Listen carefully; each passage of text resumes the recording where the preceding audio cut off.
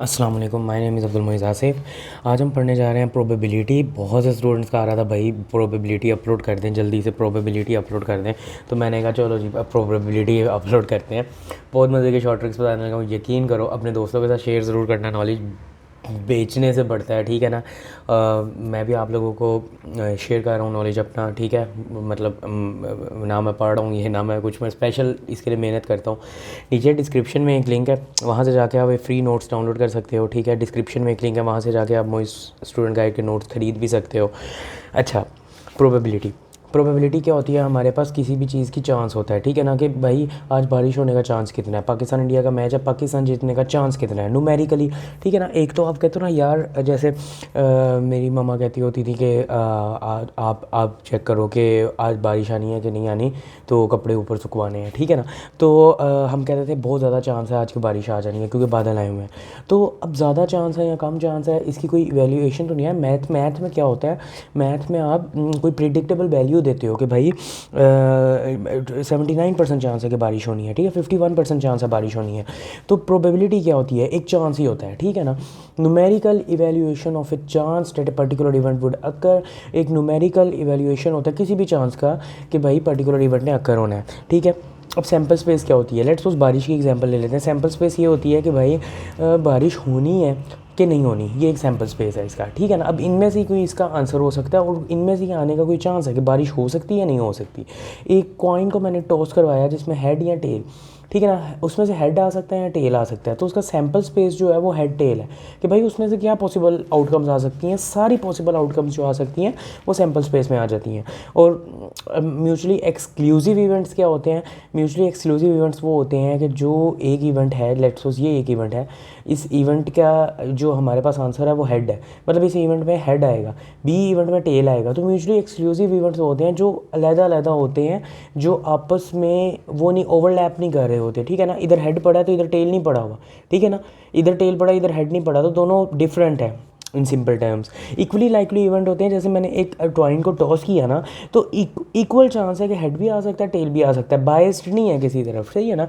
ये वो वाला सीन नहीं है कि भाई मतलब आप बायस्ड डिसीजन जब अक्सर कर लेते हो तो बायस्ड डिसीजन नहीं है। अच्छा, उसके बाद हमारे पास होता है कि प्रोबेबिलिटी का फॉर्मूला क्या होता है? किसी भी इवेंट की प्रोबेबिलिटी फाइंड करने का ये होता है कि total number of sample space कितने हैं। लेट्स सपोज इसी को हम एग्जांपल ले लेते हैं। Total number of sample elements in sample space 2 है, तो यहाँ पर हमने डिवाइडेड बाई 2 कर देना। ऊपर number of event that number of way event can occur. अब वो कहे चांस बताओ कि हेड आ जाए, तो हेड इसमें से 2 है, ठीक है ना। हेड एक ही आ सकता है ना, तो 1 डिवाइडेड टोटल कितने हैं 2, टोटल 2 है ना, सैम्पल स्पेस में तो 2। इस तरह से फाइंड करते होते हैं। अब प्रोबेबिलिटी में हमारे पास ये जब ज़ीरो होता है तो इसका मतलब है प्रोबेबिलिटी बिल्कुल पॉसिबल नहीं है, कोई चांस बिल्कुल भी नहीं है कोई इवेंट अकर होने का। और अगर 1 है ना तो इसका मतलब है कि डेफिनेटली चांस अकर होगा। तो प्रोबेबिलिटी हमारे पास 0 से 1 के दरमियान ही रहती है हमेशा। अच्छा जी, ये मैंने जो चीज़ बनाई है ना, मैं कहता हूँ आप लोग इसका स्क्रीनशॉट ले लो, अपने पास संभाल लो, अपने नोट्स में लिखो। ये चीज़ वो है जो मुझे तो नहीं पता था। जो बच्चे कार्ड्स खेलते हैं ना उन्हें शायद अंदाज़ा होता हो, मुझे नहीं पता था। मेरी तरह के बहुत से स्टूडेंट्स होंगे जिन्हें कार्ड्स का आइडिया नहीं होता। इसके एमसीक्यूज़ बहुत ज़्यादा आते हैं एंट्री टेस्ट में, और आपको अगर ये नहीं ना पता तो वो एमसीक्यू आप समझो आपको सीधी तरह छोड़ना पड़ता है। तो अच्छा जी, अब मैं आप लोगों को बताता हूँ डेक ऑफ कार्ड्स जो पत्ते हम खेलते हैं, ठीक है ना, उसमें क्या होता है। टोटल 52 कार्ड्स होते हैं। ये ग्राफ आप लोग प्रैक्टिस कर लो और एंट्री टेस्ट में जाके ये एक चीज़ आप लोगों ने फ़ौरन जाते साथ बना लेनी है। कुछ देर पहले आपको पेज पेंसिल दे देते हैं, ये चीज़ आपने पहले बना लेनी है, ठीक है ना। एक और चीज़ आपको आगे बताऊंगा, ये भी आपने बना लेना है, ठीक है। बहुत इंपॉर्टेंट है भाई, ये करोगे मज़ा आ जाएगा आप लोगों को। अच्छा खैर, ये वाली चीज़ सुनो। क्या होता है कि जब आपके पास 52 टोटल कार्ड्स है, उसमें से 26 ब्लैक होते हैं और 26 रेड होते हैं, ठीक है ना। 26 ब्लैक 26 रेड, और उन ब्लैक में से 13 जो है वो क्लब होते हैं, 13 जो है वो स्पेड होते हैं।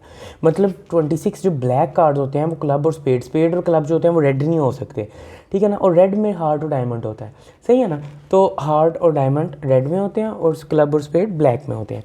अब जो 13 क्लब हैं, ठीक है ना, क्लब हैं उनमें से जो हमारे पास उनकी ब्रेकडाउन कैसे हुई हुई है, उनमें 3 फेस कार्ड्स होते हैं, मतलब एक किंग का, एक क्वीन का, एक जोकर का, ठीक है ना, एक किंग का, एक क्वीन का और एक जैक का, सॉरी जोकर नहीं जैक का, ठीक है ना, एक किंग और ये तो 3 फेस कार्ड होते हैं और एक एस कार्ड होता है। एस कार्ड हम कहते हैं जो ए वाला कार्ड होता है। तो देखो 4 कार्ड ये वाले होते हैं जो हमारे पास होते हैं, इसी तरह सब में ये होते हैं 3 फेस कार्ड और एक एस कार्ड, 3 फेस कार्ड एक एस कार्ड, 3 फेस कार्ड एक एस कार्ड। बाकी अब ये हमारे पास 4 हो गए, बाकी कितने रह गए 9। अब जो 9 कार्ड्स होते हैं ना वो हमारे पास 2 से लेकर 10 तक गिनती वाले कार्ड्स होते हैं, मतलब 2 3 4 5 6 7 8 9।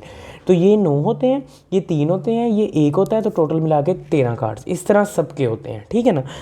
उसके बाद हमारे पास, हमें इससे पता चला कि हमारे पास हर कलर में एक एस ज़रूर होता है, ठीक है ना, ब्लैक में भी एस होगा, रेड में भी एस होगा।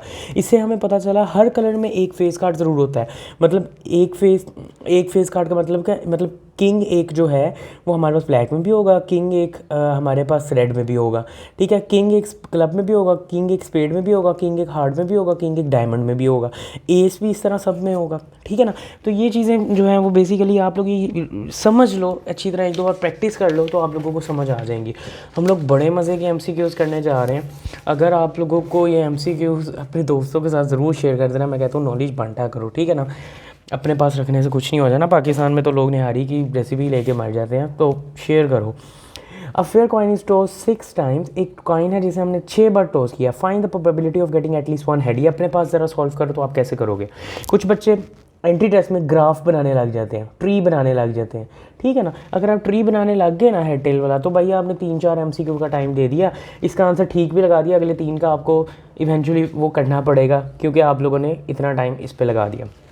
अब मैं आप लोगों को बताता हूँ, अगर इस तरह का MCQ आ जाए जिसमें उसने कहा हो एटलीस्ट 1 हेड, एटलीस्ट, ये याद रखना, तो इसका फॉर्मूला ये है, ठीक है ना। जब उसने कह दिया कि कार्ड को 6 टाइम करना है तो आपने 6 वैल्यू पुट करनी है, -1 डिवाइडेड बाई 6। अच्छा, ये सैम्पल स्पेस होती है नीचे वाली जिसे हम डिवाइड करते हैं। सैम्पल स्पेस हमेशा जब कॉइन टॉस होगा 2 की पावर n आएगी, ठीक है ना। वो बात मैंने यहाँ भी लिखी हुई है, number of sample space when coin is tossed is equal to 2 की पावर n। तो देखो नीचे भी 2 की पावर n लिखा हुआ है। अगर एटलीस्ट 1 हेड उसने कहा है तो 2n-1 आएगा। तो जब हम 2n-1 करेंगे which will be equal to 64 63, तो ये आंसर आ जाएगा, सही है ना। इफ़ ए कॉइन इज, अच्छा अब बच्चे कहते हैं भाई हमें ये फॉर्मूलाज कैसे याद होंगे। भाई प्रैक्टिस करोगे तो याद हो जाएंगे, प्रैक्टिस नहीं करते आप लोग, रट्टा लगाने की कोशिश करते हो। ये फॉर्मूला याद करो, अब यही नहीं सिर्फ मोइज़ भाई ने ये करवाया तो हमने यही कर लेना। अपनी बुक खोलो, MCQs करना स्टार्ट कर दो, इन फॉर्मूला से आपको याद हो जाएंगे। If a coin is tossed 3 times then find the probability of getting 2 head. अब देखो यहाँ पर और यहाँ पर फ़र्क क्या है, इसने यहाँ पर एटलीस्ट 1 हेड कहा था, ठीक है ना, एटलीस्ट 1 हेड कहा था, और यहाँ पर उसने कहा है गेटिंग 2 हेड्स, ठीक है ना। तो मतलब अब जब 2 हेड वाला फॉर्मूला आएगा तो ये NCR डिवाइडेड बाई 2n। देखो नीचे वाला सेम है, सैम्पल स्पेस मैंने कहा था हमेशा 2n होगी, ठीक है ना। तो हमारे पास ये आ जाएगा, जब आप NCR करोगे ना, इसे n नंबर ऑफ टाइम्स है कि कितनी बार उसने थ्रो किया, 2 नंबर ऑफ हेड्स है जो आने हैं हमारे पास 2 की पावर 6, ठीक है ना। तो ये 3 का आप ये निकालोगे तो 3 ये आ जाएगा, सही। नंबर ऑफ सैम्पल स्पेस मैंने coin is tossed n times is 2n, ये मैंने आपको ऊपर बात बता दी। नंबर ऑफ सैम्पल स्पेस मैंने dice is rolled n time. आपको कहेंगे ना डाइस 3 बार रोल किया, डाइस 10 बार रोल किया, तो 6 की पावर वो ले लेना नंबर, तो आपके पास सैम्पल स्पेस का नंबर आ जाएगा जब हमारे पास डाइस रोल होगा। अच्छा यार ये देखो ये MCQ क्या है, 1 dice is roll 2 times, the number on the dots are added, probability when sum is equal to 5। अच्छा अब अगर आप पहले सैम्पल स्पेस बनाओगे, सैम्पल स्पेस में से आप वो वाले एलिमेंट निकालोगे जिसका सम 5 बनता है, जो कि 1 4 2 3 3 2 और 4 1 बनते हैं, ठीक है। उसके बाद आप देखो कोई 4 डिवाइडेड बाय टोटल जो है 36। मैंने आपको बता दिया 36 आपने कैसे निकालना है। देखो डाइस रोल हो रहा है 2 टाइम्स, तो 6 की पावर 2, ये मैंने आपको शॉर्टकट बताया हुआ है। अब ऊपर वाला जो है वो आपको ये सैम्पल से इसके बगैर करना पड़े, उसके लिए मैंने आप लोगों के लिए एक ये शीट तैयार की है। ये हमारे पास है सम। जब भी वो कहेगा ना कि सम 2 हो, सम 3 हो, सम 4 हो, सम 5 हो, सम 6 हो, तो उसकी नंबर ऑफ अक्रेंसेज ये होंगी, ठीक है ना। इतनी बार वो आएगा, मतलब ये जो हम जैसे सम, ये सिंपल है। अब टेबल आपने एंट्री टेस्ट में बनाना कैसे है, इसे रट्टा नहीं लगाना, इसे आप लोगों ने एंट्री टेस्ट में एज इट इज पुट कर देना ताकि आपको कैलकुलेशन में आसानी हो। इससे रेफरेंस के तौर पे देखो आप लोगों ने 2 से स्टार्ट करना है और 12 तक जाना है, सही है ना। 2 से स्टार्ट करना है, 12 तक जाना है सम वाले कॉलम में। उसके बाद आपने 1 2 3 4 5 6 तक जाना है, उसके बाद 5 4 3 2 1 तक क्लियर जाना। तो ये आपके पास बन गया। अच्छा देखो, ये एक शॉर्टकट बता रहा हूँ बड़ा अच्छा। ये टेबल जब आपने बनाया हुआ ना, उसने कहा the dots are added, probability sum 5 का सम जो होगा कितनी अक्रेंसीज आएंगी 4, तो 4 डिवाइडेड बाई 6 की पावर n, ये भी आपको बताया हुआ है, तो 4 डिवाइडेड बाई 36 मेरे पास आंसर आएगा। तो भाई देखो मैंने आपको कितना अच्छा शॉर्टकट बता दिया, इस चीज़ का स्क्रीनशॉट ले लो और इसे अप्लाई करो अपने उसमें, ठीक है ना। और ये आगे भी हम इसके एमसीक्यू जब करेंगे ना तो आपको तब भी पता चलेगा। अ कॉइन इज टॉस्ड 4 टाइम्स, एक कॉइन जो है वो 4 बार हमने टॉस किया, probability of coming all heads, ठीक है ना। इसका आपने खुद करना है, इसका इसी एमसीक्यू से आंसर आएगा, ठीक है ना। ये बेसिकली बन जाएगा NCN डिवाइडेड बाई 2 की पावर 4, NCN हमेशा हमेशा 1 के इक्वल ही होता है, तो 1/2 की पावर 4 16, तो ये 1/16 आंसर आ जाएगा। अगली वीडियो में हम पढ़ेंगे सम एंड मल्टीप्लिकेशन ऑफ प्रोबेबिलिटीज़, ठीक है ना। उसमें हम बड़े मज़े के एमसीक्यूज़ इसमें भी मैंने तैयार किए। मैं आप लोगों के लिए मैं बड़ी मेहनत से एक एक लेक्चर तैयार करता हूँ यार, बहुत मेहनत लगती है मुझे। तो उसके बाद हमारा ये चैप्टर ख़त्म हो जाएगा, फिर हम प्रिंसिपल ऑफ मैथमेटिकल इंडक्शन में आ जाएंगे, और 1-2 लेक्चर में, मेरे ख्याल 2 लेक्चर में ये भी हमारा चैप्टर ख़त्म हो जाएगा, फिर हम ट्रिग्नोमेट्री में आ जाएंगे। मिलते हैं नेक्स्ट एपिसोड में, तब तक के लिए अल्लाह हाफिज़।